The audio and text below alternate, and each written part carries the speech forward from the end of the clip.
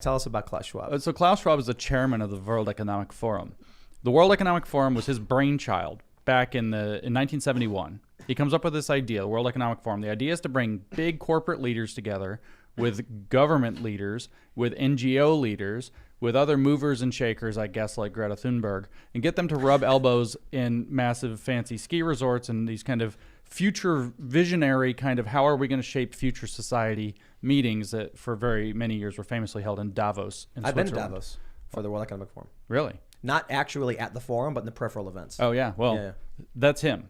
And so he wrote this series of books. His first book, which I actually have not yet read, I've only skimmed through it, I have it, is called Stakeholder Capitalism. So his goal is to shift capitalism out of a shareholder model into a stakeholder model where there will be these unelected technocrats, experts like Bill Gates, who are going to tell us what the right virus policy or environmental policy or Well, what Bill Gates social policy or whatever. is a famous scientist, right? Well, he's a famous computer guy. I don't know. Computer that scientist. He's not a scientist. He's a computer guy. He's Oh, a well, monopolist. So he's a famous medical doctor?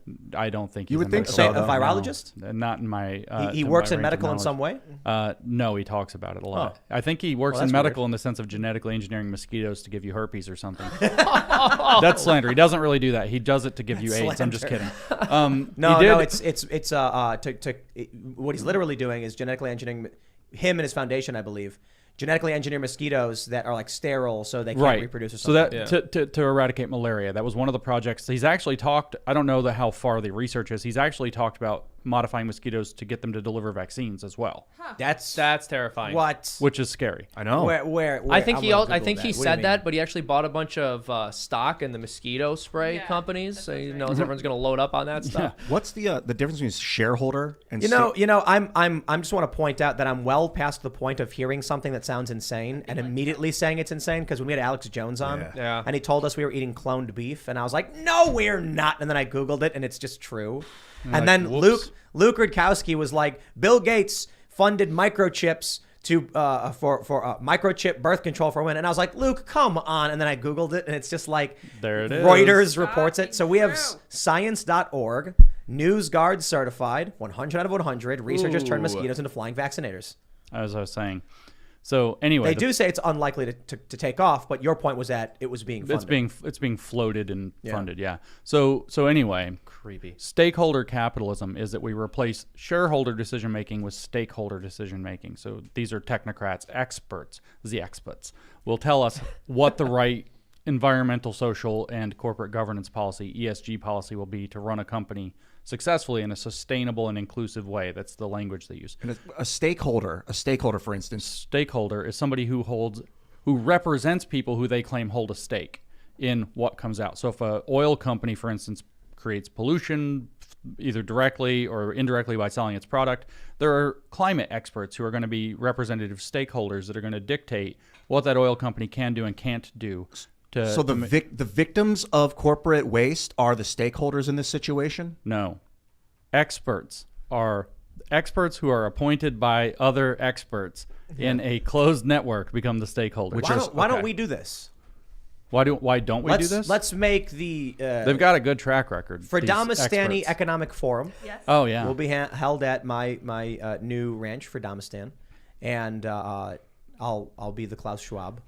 And you can be the Chrystia Freeland. Is that her name? Yes, I can be the Canadian. The Canadian. Like, number 2. Okay, thanks. I didn't want to. I need your cat so I can. Yeah, I don't want to slowly derail. stroke. So it's taking it away from the shareholders, which are the people that have stock in the companies, Yes. being like, I want the company to do this. You said this. Yes. To a new unappointed electorate of experts. Yes. Controlling the economy from the top behind the Yes. scenes. Okay. Correct. And I can explain how that works. But we're still talking about who Klaus Schwab is and what his ideas are. So I could tell you, because I brought him up to let's talk do about this. his book. And so it turns out he's got a number of books. Fourth Industrial Revolution is a book he wrote in 2016, maybe 15. I'd have to double check the date, but thereabouts. And he talks about how we're transitioning into an entirely new world. We're going through, because of high-tech digital stuff, we're going into an entirely new world. There's synthetic biology. There's all these new high-tech things. Everything is so complex. He says there's so much velocity to the changes. Moore's law. He invokes a lot of sciencey sounding things. He says we're in a quantum state, which that's always really great. And I don't think he's talking just about quantum computers. He's like, it's quantum business or something like. And so it's like Deepak Chopra at that point, who is also works with the World Economic Forum. Really? Yes. And so anyway, the point I wanted to raise was that in his book that he wrote in 2020, in June or July of 2020, called COVID-19, let me say this very clearly because it's a conspiracy theory.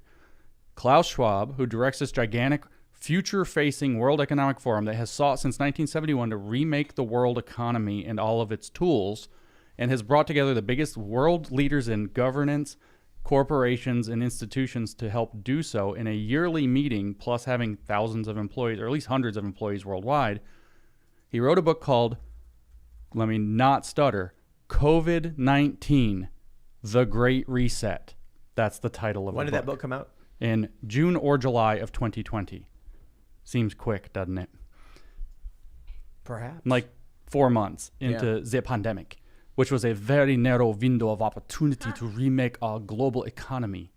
As he described you read the book? I did read that book. I live tweeted about half of it because I read that part in the back of a car. How much of it directly talks specifically about COVID-19? Almost all of it. All of it, wow. Virtually all of it. And how it can be used as a representative problem, that the scale of problems that we face. I'll be honest, I don't think he wrote it. He probably hired someone, you know what I mean? He probably brought in a ghostwriter, and he probably spent a few days telling him, write this, write this, write this. Yeah, I don't know. Crank it out. You know what I mean? I don't know any of the circumstances around that. That's possible. Everything he writes and says sounds to me virtually the same. He writes a lot of this kind of visionary pablum, and then all of a sudden he has this one weird paragraph in each of his books, because I've read 3 of them, and it's like, that's why we need global cooperation and a world government to usher us through these dangerous changes that we're having that are coming so fast. And this long-winded explanation of who Klaus Schwab is and where we go. And I was building up to this Great Reset book. I have to remember what was the point of what he said in the Great. Oh yeah, we were talking about this supply chain kind of universe. So he's dead wrong in this book. He's explaining at that point that what's going to happen is people are going to be so scared of pandemics that as we come out of 2021 or so, what we're going to face is a massive demand crisis. People won't be willing to engage in goods and services anymore. And so now we're going to have this problem where employers aren't going to be able to employ people at all because there's no demand for the products, because nobody wants to go back into a virus-ridden society, and they're all scared and they're all hiding in their basements like Joe Biden did before the election. And as it turns out, we have the exact opposite problem. We're trying to pay kids $20-something to flip burgers at McDonald's, and they won't do it.